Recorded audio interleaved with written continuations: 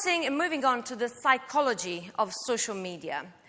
The pull that social media has on people in terms of addiction is not just in our head, but is driven by two chemicals that are produced in our brain when we are on social media. This was a very, very extensive study done by Buffer. Now, when we are on social media, we seem to release these two chemicals, dopamine and oxytocin.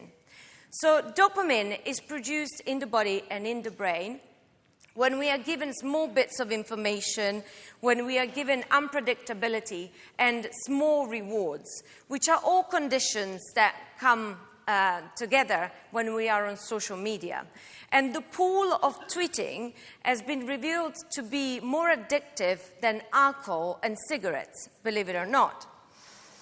Moving on to oxytocin, this is a chemical that is produced when we kiss or when we hug someone, and apparently when we tweet. 10 minutes of tweeting can produce a spike in the brain of 13%, which is the equivalent of when some people get married on their wedding day. So, as you can imagine, social media gives you not only great feelings, as if you're on drugs almost, but also an addiction to it.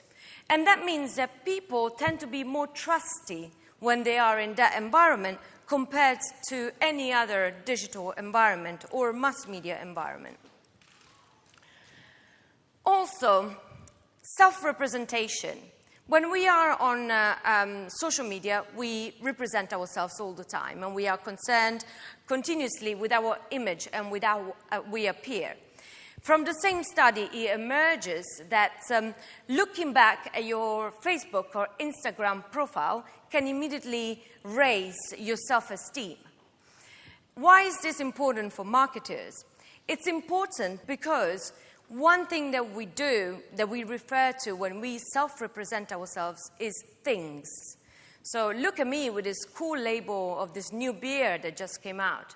Look at me at the Maldives on this beautiful beach, and so on and so forth. So that means that brands, as an extension of things, have a huge role to play in the way in which people represent themselves on social media, which is extremely valuable.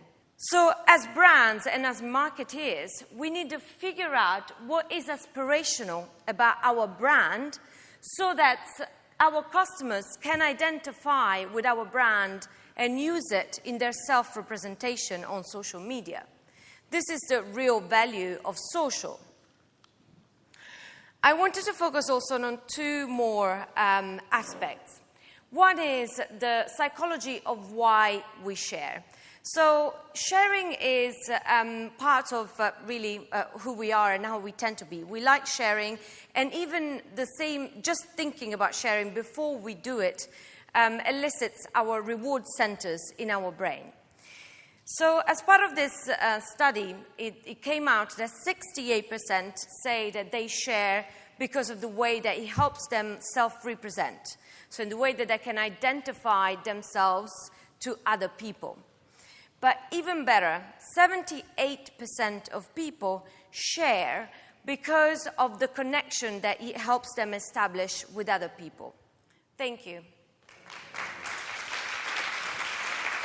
Thank you very much, Tia. Much appreciated. You held and captivated the audience for our last session of the day. And for that, I'm going to see if we have one question out there in the audience. Does anyone have a question? Hi, Marian Kramers from Crimson Hexagon. We are a social listening company, so therefore we absolutely buy into everything you said.